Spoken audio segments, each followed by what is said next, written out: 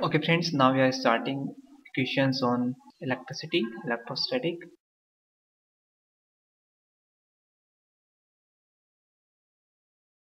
Now the first question is given to you. In a neon discharge tube, 2.8 into 10 raised to power 18.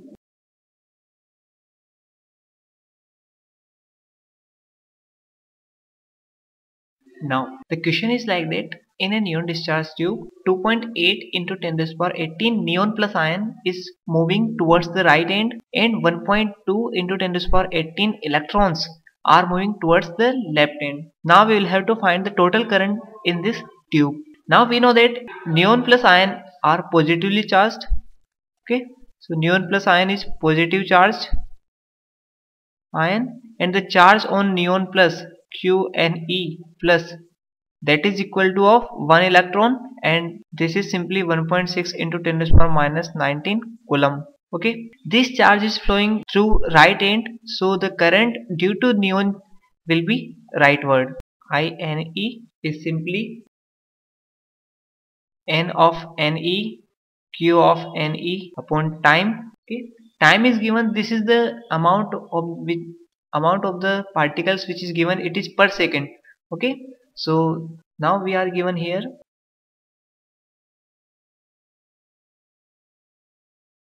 This is simply 2.8 into 10 raised to the power 18 ions per second, and multiplied by this charge minus 19. Okay, now again electron are negatively charged, so Q on electron is what?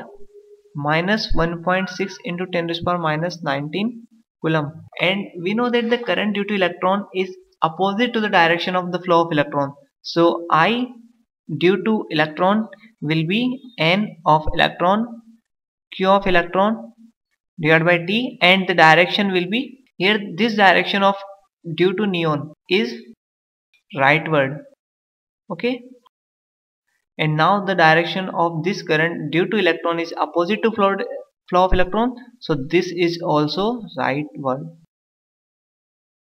Okay, so now the current due to the electron is simply Ne upon T into QE. Ne upon T is given 1.2 into 10 raised to the power 18, and this is 1.6 into 10 raised to the power minus 19. We are not taking minus sign because we have considered the direction before. Okay, so I net is I due to neon plus and I due to electron minus, and this is simply total sum. So after solving this calculation, the answer is 0.64 microampere, 0.64 ampere, sorry, towards right. Okay, second question is given like this. Let this is a pentagon, symmetrical pentagon. Let 5, these are the point P1, P2, P3, P4, P5. Let 5 point charges have been put at P2, P3, P4 and P5. 4 point charges have been put. Now if there is not any, suppose P1 is also there, 5 point charges have been put at P1, P2, P3, P4 and P5. The charge at P1, P2, P3, P4 and 5 is have the value Q. Okay, so this is Q, Q, Q, Q and Q. Okay, now the value of Q is 10 raised to the power minus 5 coulomb. The mass of charge, it has mass m is equal to 1 kg. Now suppose at the center a small charge Q naught is there at center. The value of Q naught is given 2 into 5 into 10 raised to the power minus 5 coulomb, and the mass of this charge m Q naught, this is given 0.5 kg. Okay, now we will have to find the acceleration of Q naught. Okay, so in this question, when all the 5 charges have been placed and the data to be given is that let this point be O, so OP1 equal to OP2 equal to OP3 equal to 1 meter. Okay, now to solve this question, let if this is a symmetrical pentagon and 5 charges have been placed at the 5 corners of the pentagon, then due to symmetry,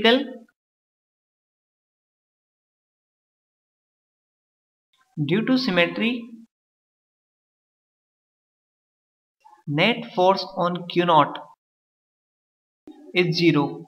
But when now the question is like is as that when the charge from this P1 is being removed, then what is the net acceleration of this Q naught due to the force exerted by the charge at P2, P3, P4 and P5. Now we know that P1 is exerting a repulsion type of force at the Q naught in this direction. Okay, so here concept is that the force due to P1 is balancing the net force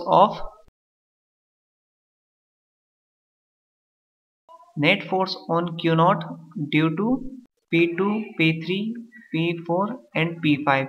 Means when these 5 charges have been placed, there is not any kind of force on this Q naught. This is why, because the force which is being applied by P2, P3, P4 and P5 will have the direction in the like this. The direction due to these 4 charges will be like this, and this P1 is balancing out that net force due to P2, P3, P4 and P5. Okay, so now the value of net force applied by these all 4 charges will be equal to the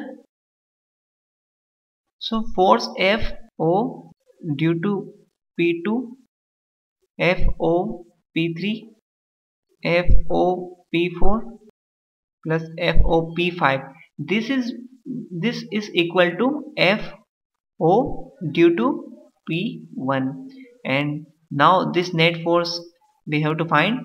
So let it F net, and this is equal to FOP1. This is simply equal to Q naught upon R. Now we know that in simple pentagon this distance from the center to the corner will be equal to the arm. So this distance R will be equal to 1 meter. So 9 into 10 raised to the power 9 plus 9. This is the value of K. Q's value is given to you 10 raised to the power minus 5. So this is 10 raised to the power minus 5. And this is the value given Q naught. This is 5 into 10 raised to the power minus 5 upon R. This is 1. Okay, so now the force which is coming is 10 raised to the power minus 10 plus 9. So this is 4.5 into 45 into 10 raised to the power minus 1. This is simply 4.5 Newton. This is F net. Now the acceleration on this particle will be 4.5 Newton divided by its mass 0.5 kg. It's simply 9 meter per second square. Obviously the P1 is balancing the combined effect of these 4 charges. So due to absence of this charge at P1, the Q naught will move towards the net effect, which is upward. So direction will be upward. Okay, so this is the simple concept of this question. Now the next question is given to you. So the question is given that a charge is at the center of this circle, and another charge Q naught is being moved from point A to B, C, D, and this is the point E. Okay, now the work done WA to B,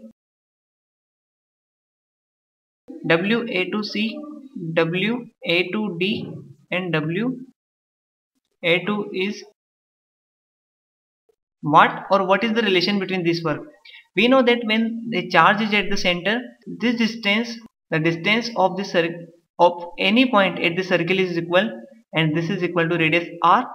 Okay, so now any point which is on the circle, the potential will be same. Okay, so the concept is that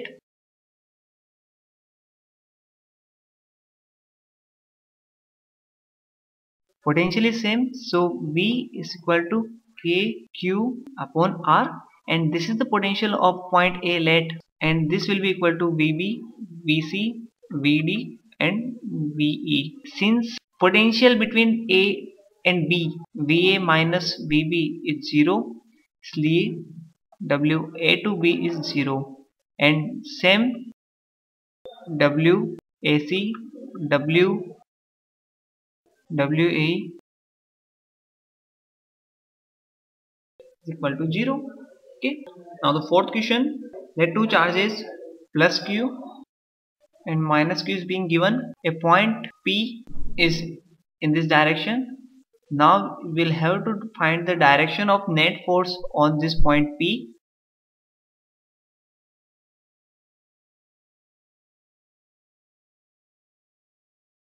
Now we know that the net force due to plus Q at point P will be is this direction, means it is away from the charge, and the net force on P due to minus Q charge will be towards the minus Q. Okay, and these two forces will be equal because the point is symmetrical to both charges, so the distance R will be same. So F P due to plus Q plus charge will be simply KQ upon R square, and the direction which is shown FP due to minus charge will be simply KQ upon R square, and the direction which is shown. Now the angle made by these two forces is same from the horizontal. Okay, let this angle is alpha and alpha. So we will take the two factor of these forces. So in that case, this is F minus cos F minus sin alpha, and this is F minus cos alpha. Okay, now the again to another factor due to this force, this is simple F plus sin alpha, and these two factors are F plus cos alpha. Now we know that F plus and F minus is same, the magnitude of these forces is same, so we can write down net force due to this is simple A plus cos alpha plus F minus cos alpha, and the direction is towards A. Okay, so this is the direction of net force will be towards the A.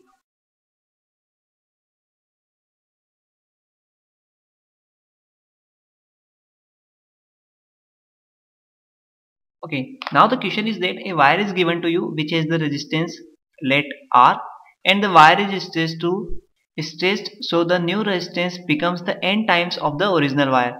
So the resistance of new wire which has n times greater length, okay, means the wire is stretched to n times of its original length. Okay, so now the relation which is being given is simple, that if L is the original length of this wire, then the new length L dash will be n times of first length. Okay, so in this case the relation between the resistance when the wire is stretched, the concept is that mass of the metal remains same. Okay, means when you will stretch any wire or compress any wire, the mass will remain same. Okay, so mass before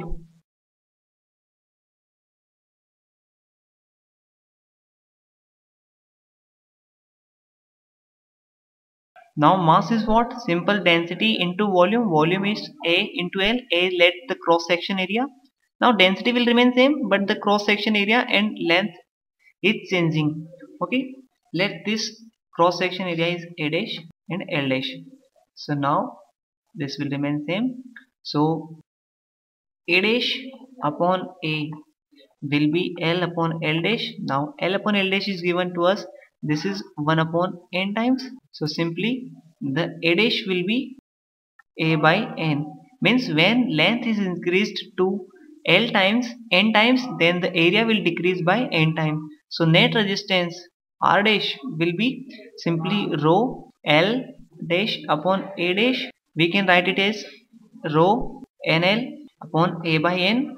This is simple rho L upon A n square. This is simple R n square. Now when the wire is divided into 5 equal parts, okay, so the resistance of any part will be equal, and this will be equal to the R dash by 5. because length is being divided but the area is not changing. Okay, because wire is being cutting down. Okay, so the net resistance of any part will be Rn square by 5. Okay, now these are the 5 parts: first, second, third, fourth and fifth. These all have equal resistance. It means R1 equal to R2 equal to R3 equal to R4 equal to R5, and this is equal to Rn square by. Now we will have to find the net resistance. Okay, so let's suppose any battery is being connected at this configuration. So now the configuration becomes like this.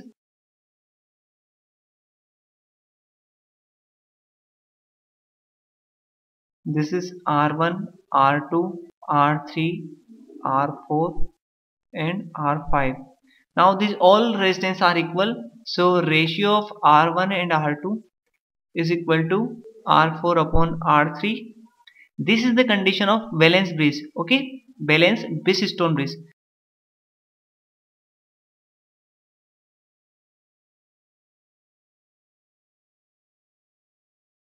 Okay, so R5 will be useless. Now when R5 is useless, so the configuration can be reduced like this.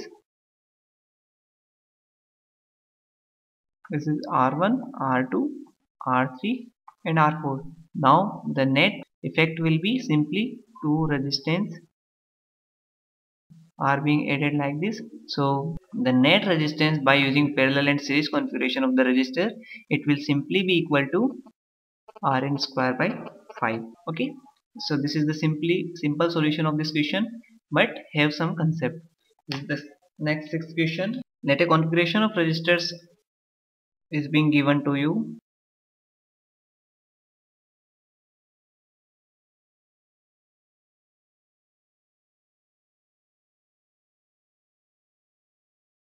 Okay, now using simplifying this solution, we'll have to find here R, X, Y. Net resistance between terminal X and Y is what? So now to simplify this given circuit, we simply derive 2 points X and Y. The points X and Y will be the end point of this new circuit, because we will have to find the new resistance between X and Y. Now X is in contact with 1 and 2. Obviously the middle point are here, and 3 is also in contact with X. Okay, and 4 is also in contact with X, because the path remains like this. This is the path which is being shorting. Okay, so 1 2 3 4 are same point. This is connected to the X, and X is the point which is not connected to anybody. So now the resistance between 1 and 4, a simple first resistance R1 is 1 and 4. 1 and 4 are the same point, so this resistance shorted. Okay, so this has not any, so this resistance don't have any use. Now this R is being shorted. Now the another resistance is between 3 and Y. Okay, now this same terminal will be Y, it will be Y, it will be Y. Okay, so now X and Y, simple resistance. 4 and Y, this is 4 and Y. Okay, now this is 3 and Y, there is another resistance, so this is 3 and Y, and between 2 and Y. Okay, so now if we can find some data, this is the resistance between 2 and Y, this is resistance between 3 and Y, and this is the resistance between 4 and Y, and these all have the same value R. So net resistance will be what? Due to parallel combination, R net will be R by 3.